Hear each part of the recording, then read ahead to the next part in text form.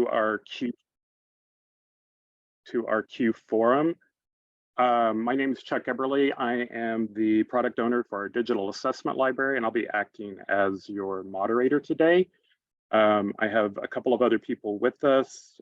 Kristen Getz is our product owner for Q Interactive, and Richard Johnson is our product owner for Q Global. Richard's joining us from Scotland. Kristen and I are joining from San Antonio.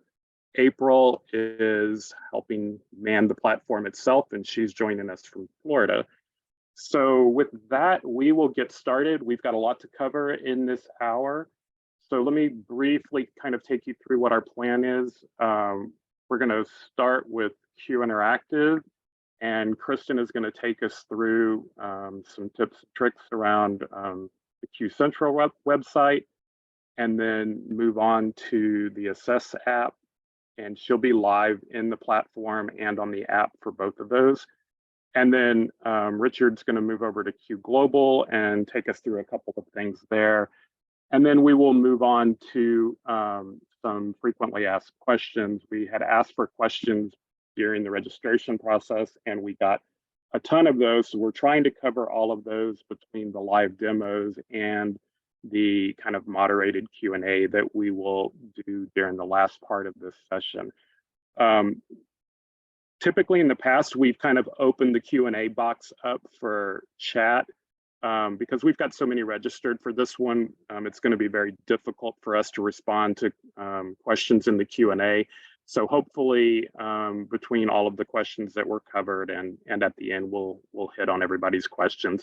If not, you certainly have the ability to reach out to your Pearson consultant or contact us through one of the other contact methods on the website, and we will be happy to respond to those questions. So with that being said, Kristen, I'm going to turn it over to you and let you start sharing and start with the Q Interactive demo, and we'll go from there.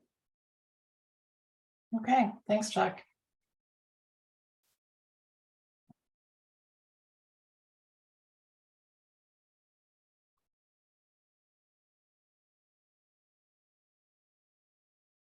So I hope you can see that okay.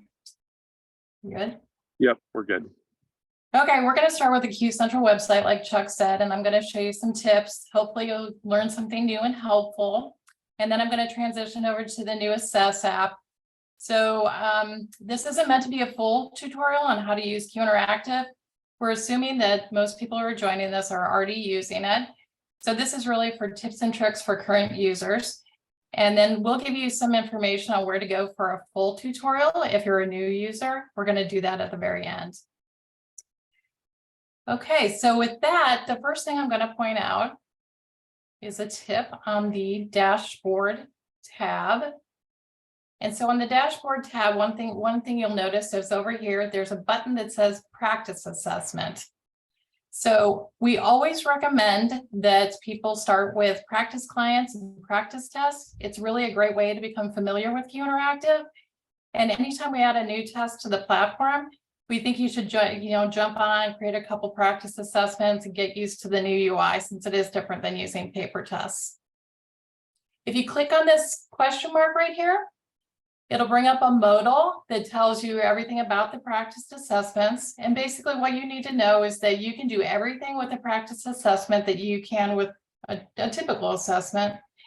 Really, the only differences are that you're not going to be receiving any scores for the assessment. You're not going to get a score report. You won't have any item level data. You can just run through though, and you can have a typical assessment and just get basically used to the administration. So if I click on the practice assessment button, it'll take me to step one, which is to choose a client. You can choose one that you've already created, or you can actually create a new one. So just for example, if I choose Matt Gross and I hit next, it will just launch me into the typical workflow that you would with a normal assessment. And you can send that to the iPad and practice. So the next thing I want to mention as far as a tip is creating batteries by composite. We have a lot of people ask us how they can quick create a battery. for a specific index or composite score. And we realize it's difficult with the Q Interactive website because you don't have a record form sitting in front of you. You may not have the manual open, and it becomes a little bit more challenging to actually create a battery that way. But we've created a feature that allows you to do that, and it's very simple. So, for example, if I go to the battery tab, and I'm going to scroll down to Wyatt 4, I'll use Wyatt 4. And let's say I have a third grader coming in and I just want to give them the total achievement. If I go to grades and choose grade 3, and then I can open up and I can see all of the composites for the Wyatt. And if I select total achievement, you can see it pairs down my list. So I only have the subtests that are necessary for an individual who's in grade 3 for that particular composite. And then you can add different composites to it if you wish. So if I click on basic reading, that list is going to grow. And you can actually create custom batteries that way. So this is how it works for a grade-based test, but you can do the same for a test that derives the composites based on age. So for example, if I go to self 5 and I have a 12-year-old and I want to give the core language, I can do that and it'll just immediately give me the exact battery I need for core language. So very, very helpful there.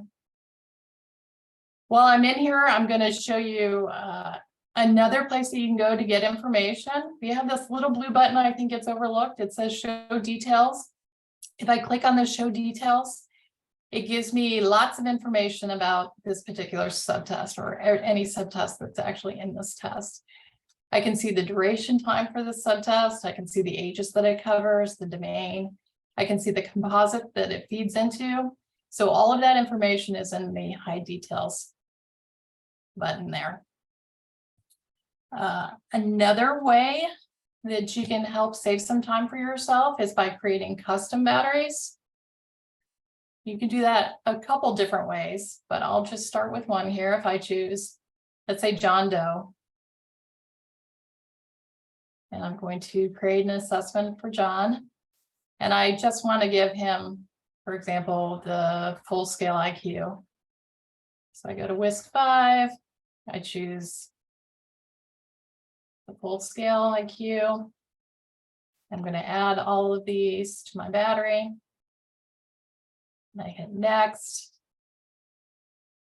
When I get to step 2, it's going to give me the option to save this as a custom battery. So if I often only give the full scale IQ, then I'm going to name this FSIQ.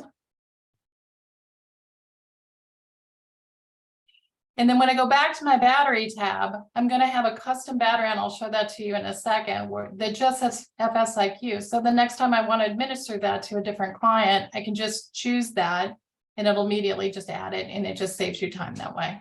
So creating custom batteries is a good way to go. One thing I want to mention as a important tip on this particular step is the scheduled assessment time. So we have a lot of confusion with the scheduled assessment time. This feature was originally created as a way to basically help you just with your workflow from an examiner perspective, just to see a way where you could schedule out your clients. But what we realized is there's a lot of confusion around what that scheduled assessment time actually does. It does not calculate your norms. So what we find is we have people that tell us that, you know, they were supposed to test John Doe on a Thursday at 8 a.m., but the student was sick that day and didn't end up coming to school until Monday. And they think because they put in that the scheduled assessment time was on Thursday at 8 a.m., that now they have to go back and delete out that assessment, add something in with the correct scheduled assessment time so that they get the child's correct age at time of testing. But that is not the case. Your age at time of testing is always going to calculate based on the date of birth that you enter and when you first swipe off the cover card onto the first item in your battery. So that's where your norms are calculating. So don't think that you have to go in and delete anything and reschedule if there's some kind of change. You can leave everything as is. It's really, and we've made some updates to the Assess app. I'll point that out to make that clearer. Okay. So I want to jump over and show you bulk export. Bulk export is over on the Assessments tab.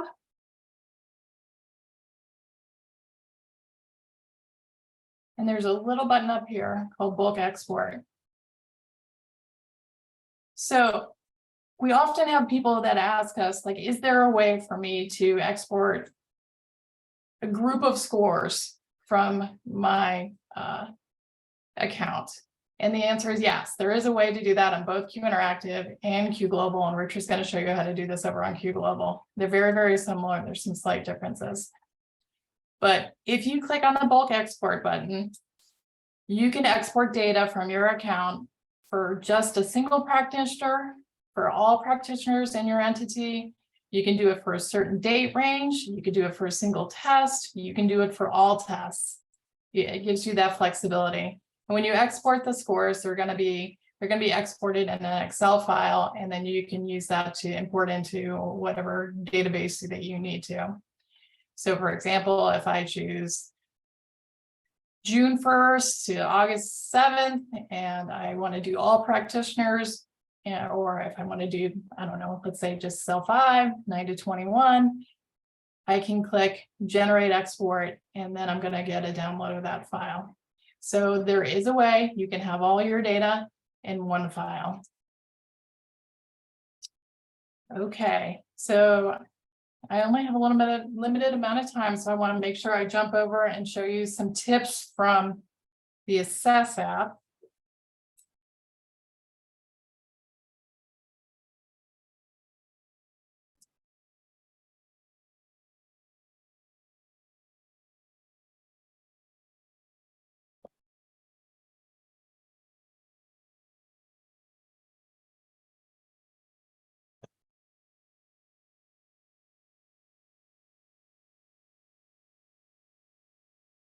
Sorry, folks, bear with me 1 second here while I flip over.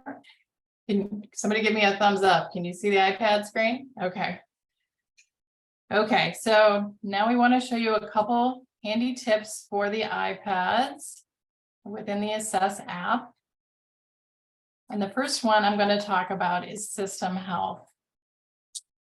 System health is a good place to go if you to troubleshoot any issues that you're having.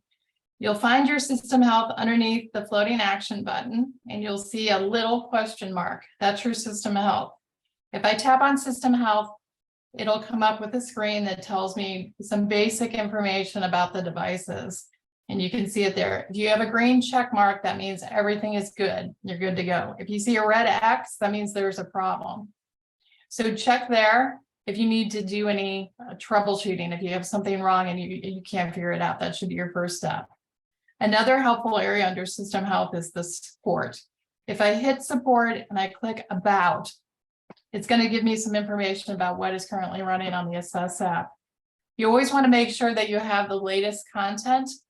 And right now we're running app version 4.2. So you want to make sure you have the most recent app. If you call into our tech support department, they're going to ask you some basic information. What app version do you have? And what OS are you running? And maybe some questions about your iPad model. Sometimes we need to troubleshoot based on the iPad model. So that's where you go if you need to find that information. The next thing I'm going to show you is bulk remove. So bulk remove looks like the cloud with the arrow pointing up. And what I'll say about the bulk removal is that we often have people that call us because they're having performance problems with their iPads. And then we find out that they actually have 40 or 50 assessments actually on their device. And if you do that, you're gonna impact your performance. So we definitely want to encourage you to sync your data back to Central and delete when you're finished. The iPad, the Assess app is really not where you want to be storing your data long-term. You really want to be syncing back. Your data is all stored safely and securely on the website. So just remove and that'll minimize your performance problems. So if I choose the bulk removal, I can choose one or more assessments to remove. And if I hit remove, it'll give me a little prompt just to make sure that I really actually want to take that action. So that's bulk removal. Just cancel it out. Another tip that we want to point out is that you can edit information on the iPad.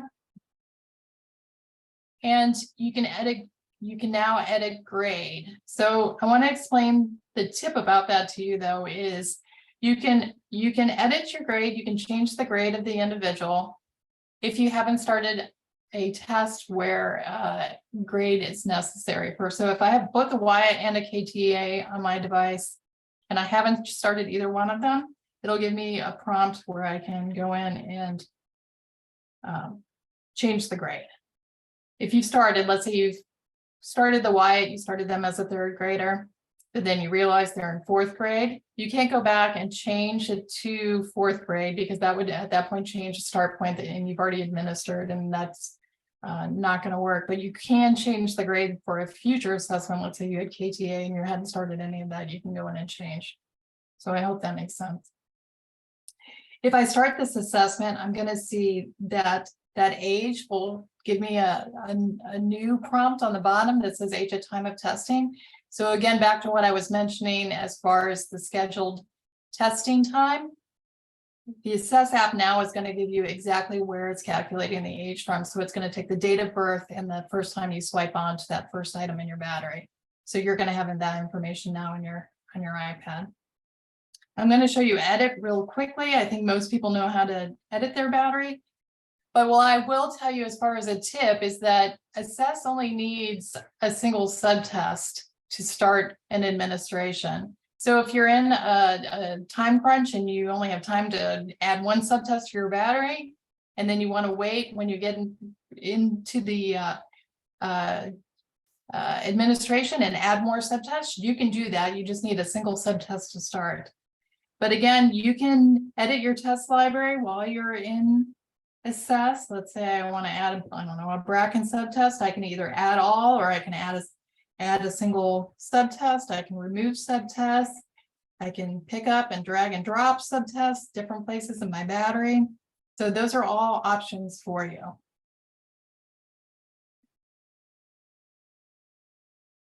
Okay. So I'm going to start this battery. And the next tip I'm going to tell you, some people know this and some people don't. And we think it's very a great feature for time saving. And what it is the single tap to add a response. So for example, on block design, if I see the target and the response, I can tap the target and it will immediately fill in the response. So I'm going to try that again. I see the next item, I tap the target, it immediately fills in the response. This is really helpful for the blocks if you have a large amount of blocks and you only need to change one of them. And so you tap the entire response and then you only have to go in and change part of it. So you don't have to fill and try to tap each of the box and fill in the entire response. Just tap the target, fill it in, and then change it. I have a better example of that. Let me just move on.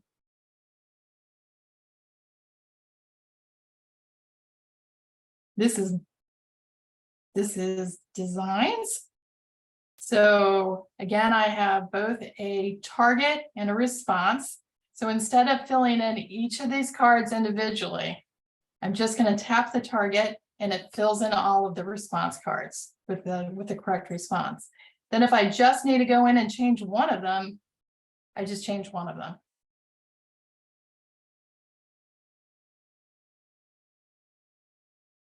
I'll show you one more example of that. This is spatial addition. I have both the target and the response. I'm going to tap the target. It fills in everything for the response. And then if there's one that I have to change to an incorrect response, I can do that. So if you didn't know that tip, I hope you use it. It's helpful. Okay, and then I'm going to discontinue. I'm going to mention the audio recordings because we would get a lot of questions about the audio recordings. So any subtest that's a verbal subtest will automatically record, do an audio recording. And you can tell if it's audio recording by the dot in the upper left-hand corner. So there's a red dot next to the speech bubble. I see that it's recording. And as I'm administering, my examinee is giving me responses. So I'm recording them. And what I'm going to point out to you here is if you want to go back and listen to an audio recording at this point, because we get questions about this, if you go into the review mode and go to a previously administered item, you're not going to see the recording pop up yet. You need to finish the subtest administration before you can go back in. So let me show you how it works.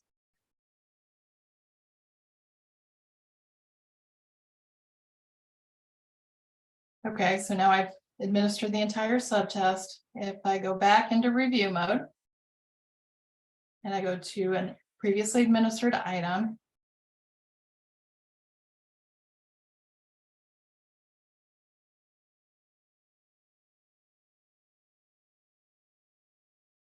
of course, I keep choosing one that I haven't administered yet. What you're going to get is the audio recording pop-up. For some reason, it's not popping up now, but I promise you it's there. So you'll see an audio recording and you can select that. The other thing that you'll be able to see, oh, I'm sorry, I'm in preview mode. That's why it's not popping up. You can also see the stim view. So the stim view is like a picture-in-picture, and that is available for any subtest where maybe we have a writing canvas and the image is not available. We have a picture-in-picture feature that you can select so you can actually see what the examinee is seeing. So that's a feature that was added with the new Assess app. We added that to anywhere where we didn't have it before in the legacy app. So that is available. Okay, and a couple more things, and I'm going to turn it over to Richard here because I know I'm probably running long on time.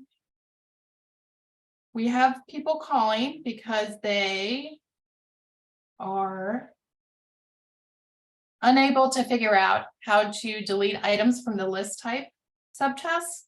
So if you're in this state and you realize you need to delete a response, people are not sure how to do that. So the way you do that is to push it to the left. So if I push to the left, I'll see a trash can appear. So that's how you delete items if you need to. And you'll find that same behavior in multiple other areas within the new Assess app. I'll also mention flagging to you. I think most people know that if you skip an item in Assess, it will flag. So you don't have, it is a prompt for you to go back and check something post-administration. You can also manually flag an item. So if I just touch the flag, it'll flag it for me. And then when I get to the end of the subtest summary card, I'll see a little icon appear that lets me know that there was some reason during the administration I wanted to go back and check either what I wrote down or check the audio recording for that particular item. So another helpful tip. So I'm going to stop there and I'm going to turn it over to Richard, I believe.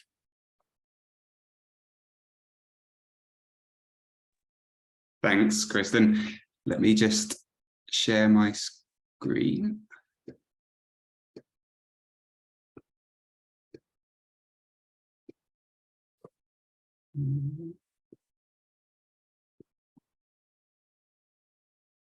Okay, hopefully you can see that okay. So there were a few things that we're going to demo for Q Global, sorry, in terms of tips and tricks. So a lot of the feedback that we had was some of it was similar to what Kristen covered with Q Interactive. But there were a couple of other things that were different for Q Global. So the first thing I was going to talk through was the bulk export feature that Kristen shared for Q Interactive to show you how that works on Q Global. We're also going to cover how you can effectively practice within Q Global. So if there's an assessment that you're not familiar with and you want to try it out before you actually go ahead and use it for real, we'll talk through how you can do that in Q Global. And then finally, we're just going to walk through the resource library that's available within Q Global to explain what you can do within there, and also to kind of point you in the direction of some of the training resources that are available. So let me just log into Q Global.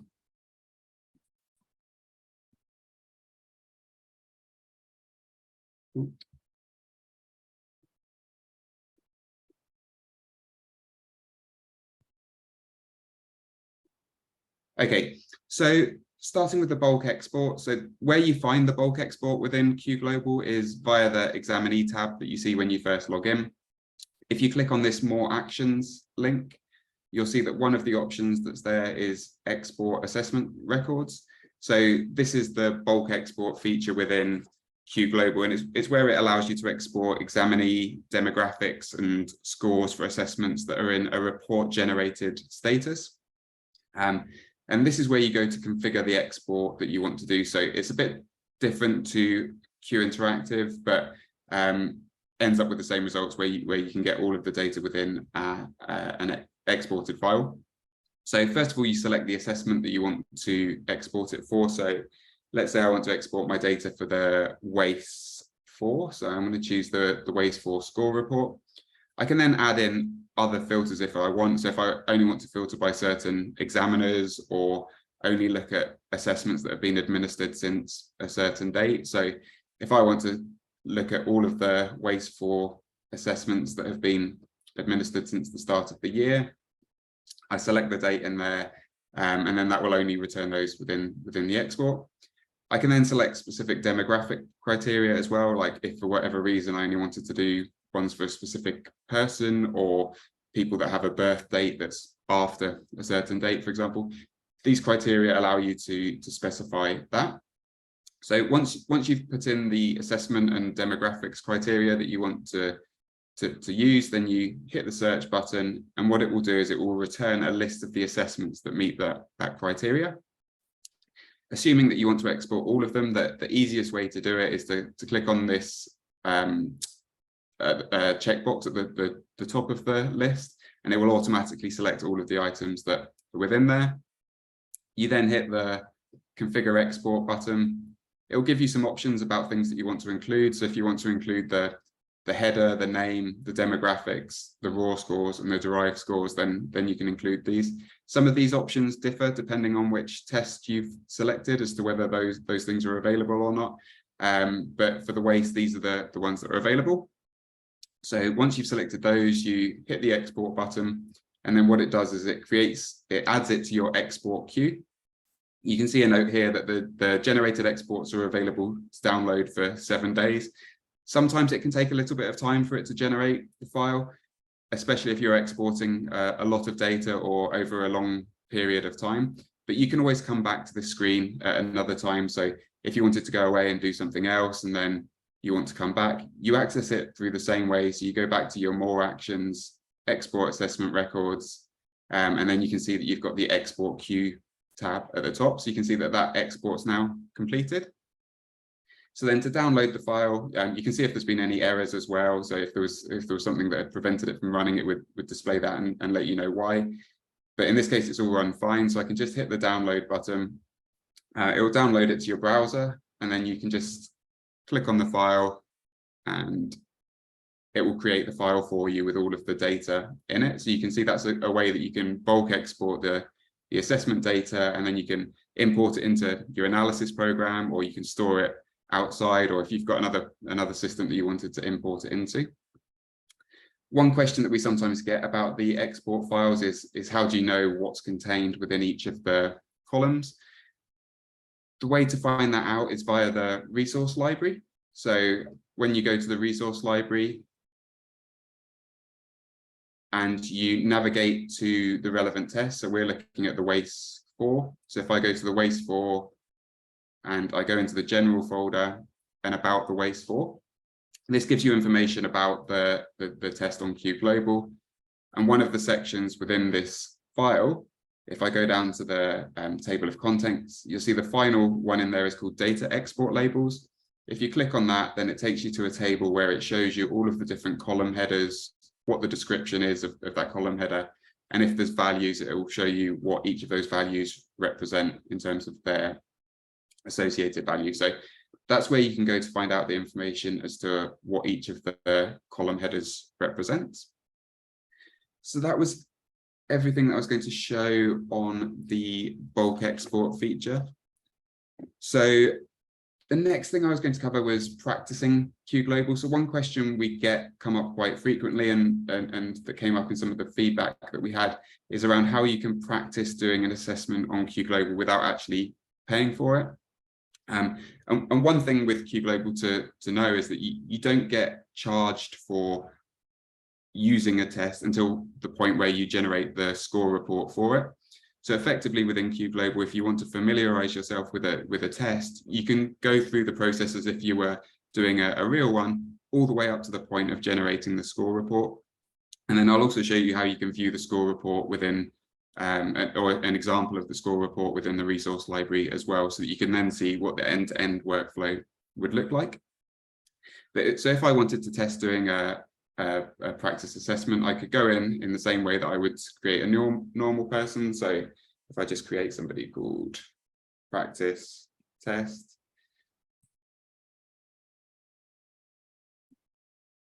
give them a date of birth in there and hit save. Once I've got my practice person, I can assign a new test to them. So let's say that I wasn't familiar with the BDI2 and I wanted to go through the workflow as to how I would assign a BDI2 and look at what the questions are within it. I can hit the assign new assessment. I can, if I've already got it favorited, I can select it from there, or I can go to the all assessments and type in BDI, so for the Beck depression inventory, hit the assign button, and then it will take me to the BDI as if I was administering it, and then you can choose from the different options that are available. So if I want to look at specifically what it will look like if I'm delivering it in person to somebody, then I can choose the in-person option, launch the assessment like I normally would, and go through that workflow. So if I just hit the button now, it takes me to the screen that tells me that I'm going to be logging out of QGlobal and that it's going to come up in a new window. So I hit begin. I can then go through and actually practice administering it. So walking all the way through, entering the different details that's asked for here. I can see what test instructions are there. And then I can go through and see the different items that are available and what the options are and so on. So I won't go through the whole test in details, but you can see that you can walk through and experience what it would look like if you were administering it in for real. So let me just close that down. Then once you've completed it, it would then get sent back to QGlobal. So if I log back in,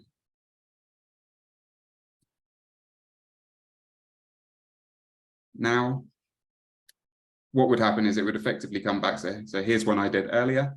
You can see it comes back through and it appears as ready for reporting. And then I can see that if I was to click on the assessment, it would bring it back. It would show me that it's been completed. I would see the details that had been entered in here. And then I can click proceed to reports.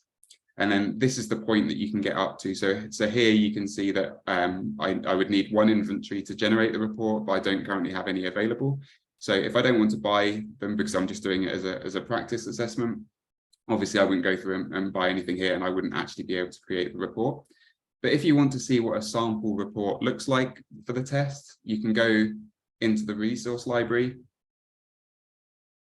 Again, if you go to the product folder for the test that you're looking at, so if I go to the BDI2 and I go to the general folder, you can see that we have a sample report in there. So if I click on the sample report, it will show me the type of things that we'll see in the report. So if there's any graphs that are included, if there's any interpretation or text that's included and items and so on, you can see an example of what's included within those reports. So you can then see the end-to-end workflow. Also within the resource library, you have the about the document. So if you're wanting to find out some more information about the test, you can go into here and you can see some information about a description of what the test covers, some information about the author. If you want to know how long the test takes to administer, for example, or what age ranges it's appropriate for, you can find out all of this information from the about the documents within the resource library.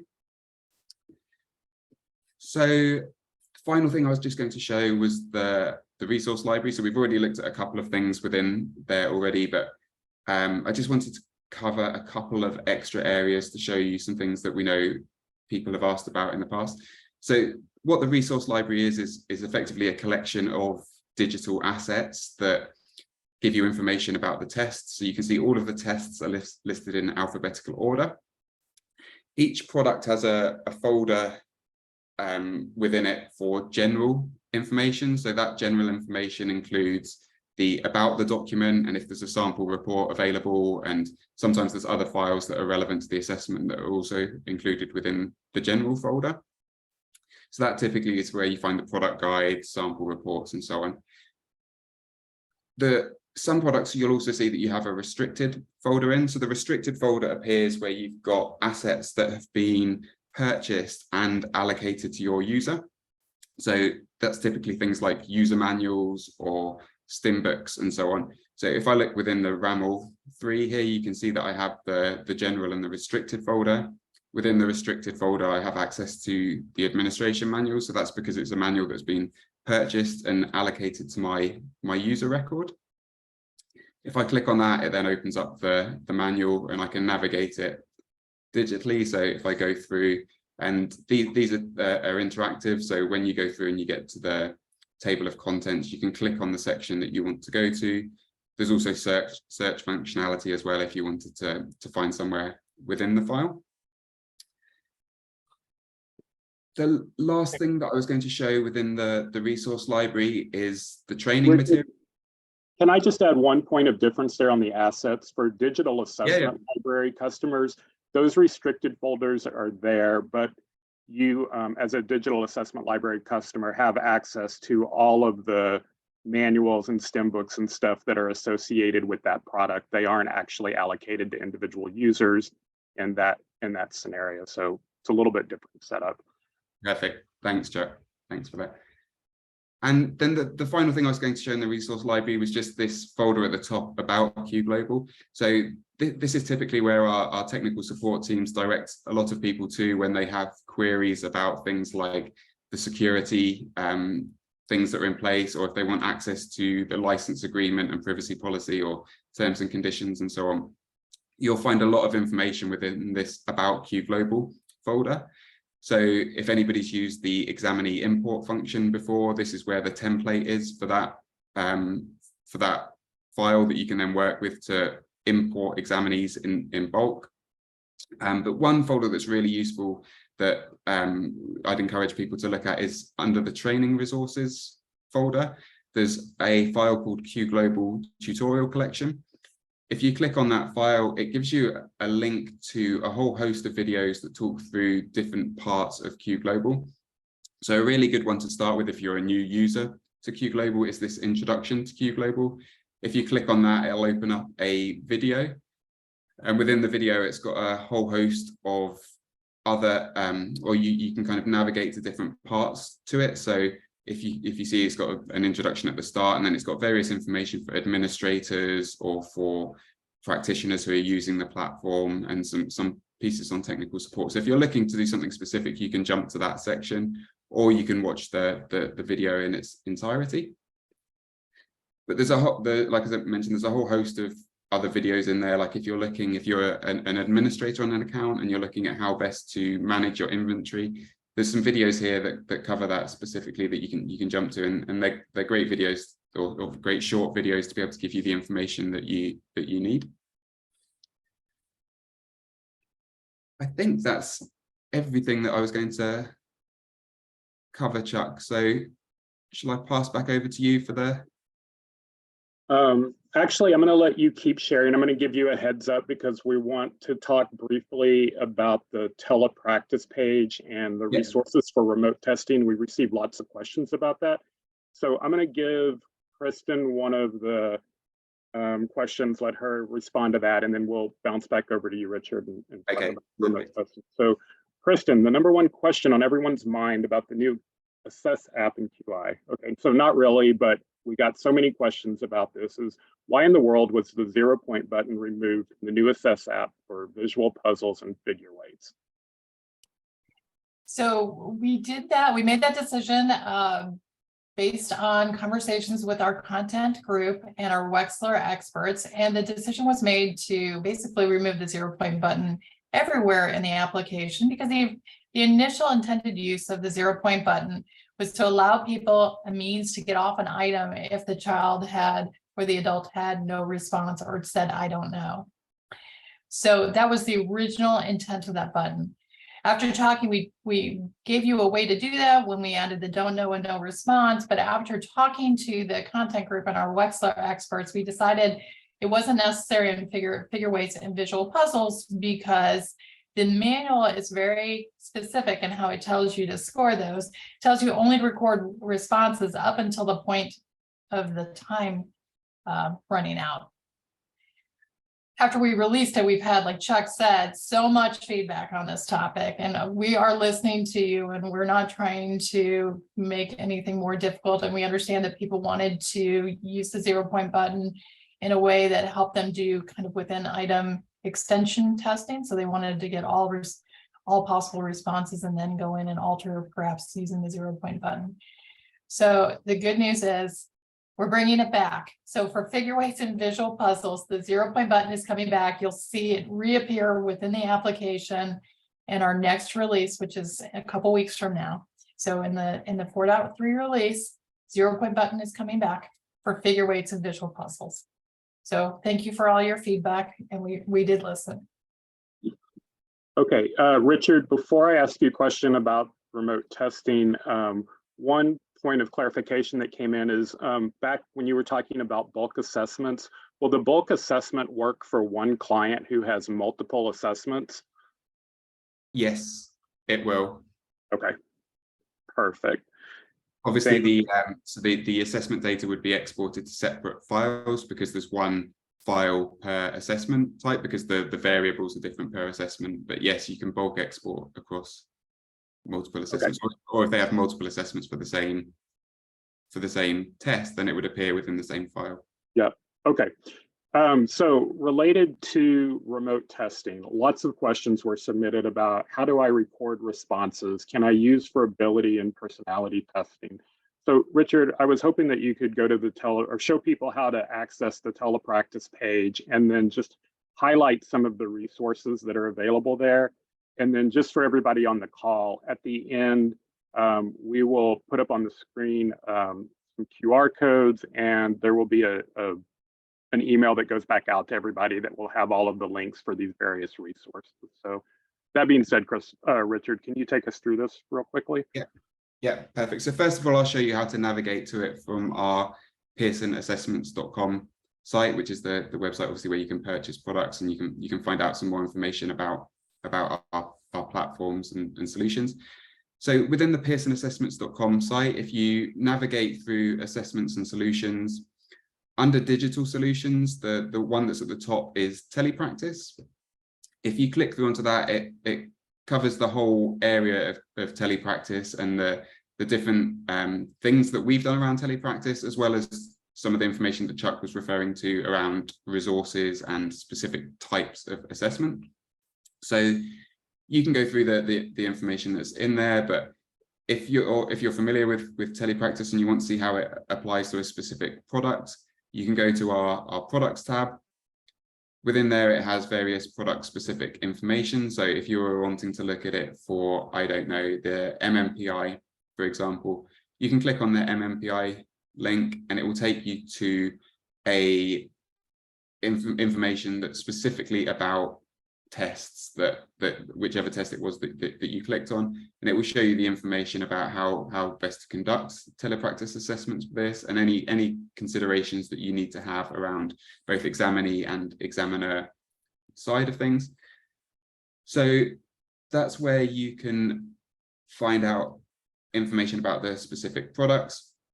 Under the resources tab as well, there's a whole host of information within there that you can look at around videos and different documents that are available. There's a number of webinars that have been done on this as well that you can, if you click on the recorded webinars, it will take you to that series. And then also within digital platform resources as well. So if we did a lot of things around Q Global in terms of making additional assets available, adding in video proctoring, for example. And there's a lot of information within here where you can view how best to do that. So there's a lot of information on this site. So for anybody who's interested in finding out more about telepractice, we'd really encourage you to view this site. Okay, perfect. Thank you, Richard. Kristen, how will coding and symbol search be handled with the new WASTE and WISC on Q Interactive? I know we got lots of questions early on when we released the new Assess app, if symbol search and coding were going to go back to being digital. So can you talk a little bit about that? Yeah, so we're going to talk a little bit about what products are coming up, and one of our next products that's being released is the next version of WASTE. And on the next version of WASTE, coding and symbol search will still be in paper. So you won't see the digital versions on that, but we are exploring bringing back the digital versions of coding and symbol search with our release of the WISC 6. So we're just in early trials of that, and we're looking into it, but we have lots of interest in bringing the digital versions back, and so more to come. We'll give you more information as we have it. Okay, and just to follow that up with another question around a specific subtest on QI, will you be introducing a fully digital version of picture memory for WIPC 4? Yes, I know that it causes a lot of confusion why that same subtest on the WISC is fully digital, but on the WIPC version, we still have the paper stim book. We have lots of information on the web about this, but we ran an equivalency study, and our very youngest examinees did not respond equivalent to the paper test for that particular subtest. So these are our babies, the very youngest ones did not understand the difference on the UI between the stimulus and the response. So for that reason, we had to maintain the paper stim book because it just didn't meet equivalency standards. So there on our website, we have more information about that. But we did do some cog labs and we did some initial studies. We revamped the UI for the little ones, and we had some really positive results. So when we are talking about doing the next revision of WIPC, it's of course 100% our goal is to get rid of the paper stim book and make sure that we have a digital version of that test. But that's why we needed to maintain the paper. Oh, great, thank you. Hey, Richard, several customers submitted questions around receiving a notice that Q Local would be ending and wanting to know if their account would automatically transition to Q Global. So could you talk just briefly about kind of what's going on with Q Local and how a customer can migrate to Q Global? Yeah, sure. Thanks, Chuck. So first of all, we're planning to release version 5 of Q Local in October of this year, which is primarily having a important SQL Server update that's needed. And it's also got some of the MMPI3 enhancements that we're also going to be seeing on Q Global. As part of that release, we're going to be sunsetting support for the network version of Q Local. So any customers that are on the network version of Q Local, we're going to be stopping support for that effective July 1st, 2024.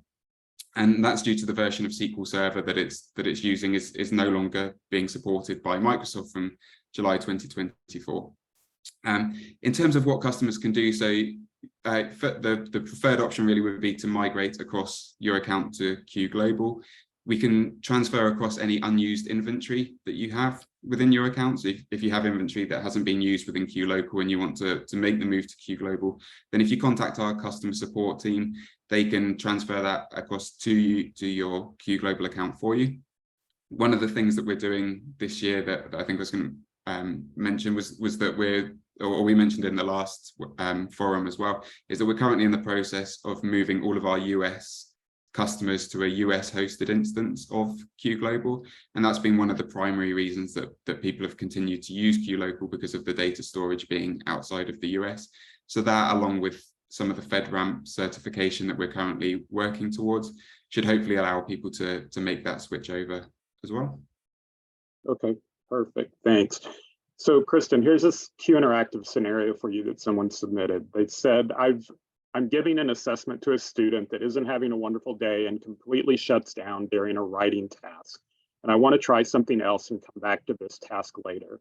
Can I do that? And if so, how? So once you start a subtest, that means the subtest is you once you swipe off a card, that's when we are debiting your account for that usage. So you can exit out, so you can manually stop a subtest by going onto that floating action button and selecting the hand. That will manually discontinue. And then if you're worried about, well, Q Interactive is going to be confused, then if I move on to, let's say, some kind of receptive task that's a little bit, easier, more relaxing for them to take, and then I go back to the writing task. Keep in mind that Q Interactive is going to, if you have multiple subtests in your battery that are identical, it's always going to assume the last subtest in your battery is the one that you want to calculate your scores. You want that to roll up into your composites. So if you have a test that's spoiled, a first writing test, and then you have several other subtests, and then you add in another writing task, Q Interactive is going to know that that last one is the one that you want to use. It's always going to be the last duplicate subtest in your battery. But no, you cannot pause it and then return to it. You cannot do that. Okay, so here's an easy question for you, Kristen. When will the training guides on the support tab in Q Interactive Central be updated to reflect the new Assess app? And what can we cover? So, yes, so we have several updates that we are making. Our training team is making all new support videos. We have one to share with you at the very end. We'll be updating the support tab to reflect the new UI of the new Assess app. That is coming, and hopefully it'll be there this fall. So those, you should see those. Looking forward to that. perfect, thanks. So Richard, a couple of people commented that they have heard that multi-factor authentication is coming for the Qs next year. Can you tell us what that means and how that's going to work, and if there's a way to bypass it or not? Yeah, sure. So first of all, to explain what multi-factor authentication is to everyone. So this is when you log into a platform like Q Global or Q Interactive. Currently, you're using a username and password to do so. Multi-factor authentication is a bit like what you use for other apps, probably like your banking apps and so on, where you get a one-time password code through that you enter in addition to your username and password to log into a platform. So multi-factor authentication is something that we've already enabled in our Q platforms in Europe, and we are looking to extend in the coming months to our other countries as well. So it does increase the security of the platform. So that's the primary reason for introducing it. By having something in addition to just a username and password, it makes it much harder for somebody to gain access to your account and your data.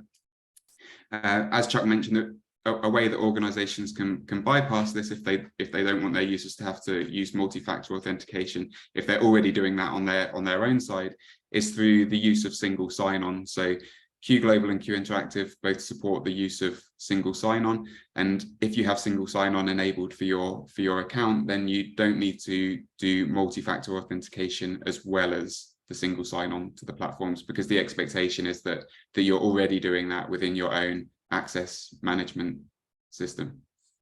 Got it. Thank you. We're down to about 5 minutes, so I'm going to move us along to, we got lots of questions about just what new tests are coming to Q Interactive and Q Global. So Kristen, Richard, I'm going to kind of run through some things that are coming out over the next couple of years. I know everybody is aware that, we had a lot of backlog through COVID and getting standardization, cases collected and done and so forth. So there's a lot of exciting things coming out over the next few years. So I'm going to run through the list, and Richard, Kristen, if you guys have anything specific you want to comment about that particular test on either of the platforms, please do. So The first thing we have coming out later this year is Movement ABC, and that'll be out this fall or late summer, I think, Richard, on Q Global, correct?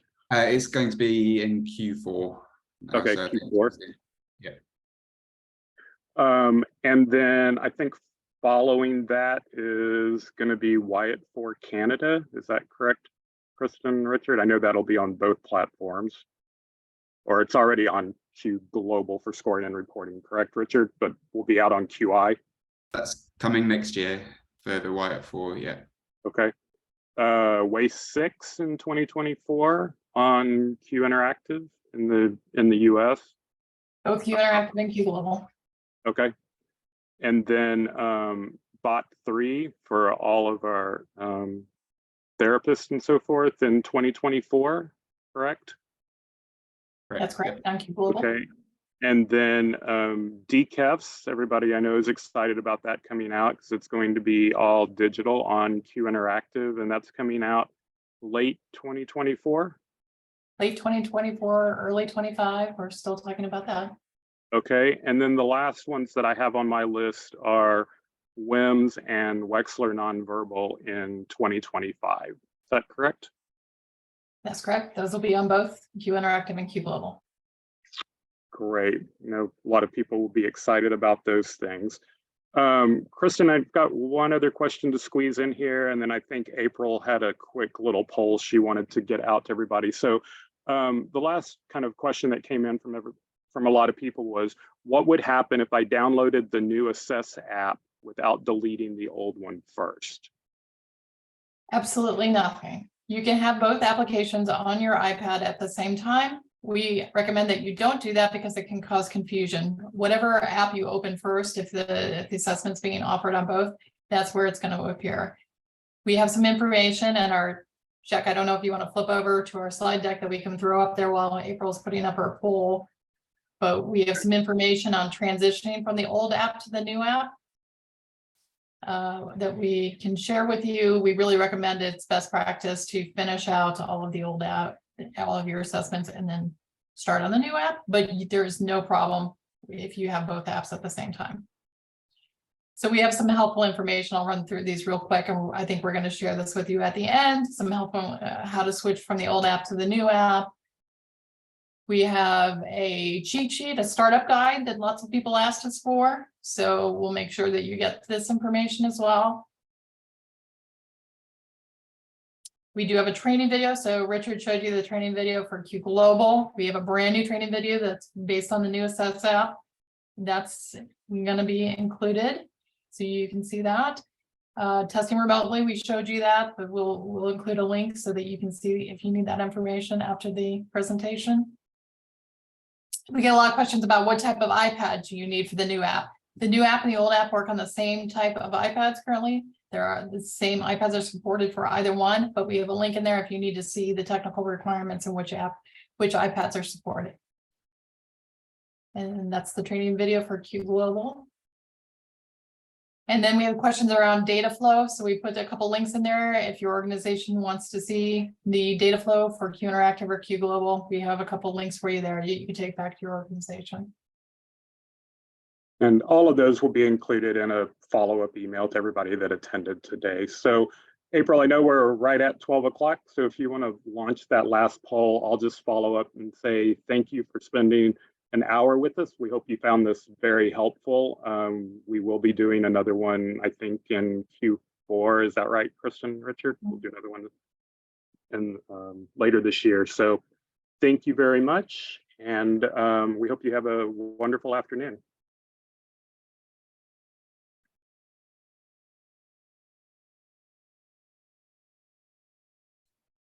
Leave the poll up for a few more minutes.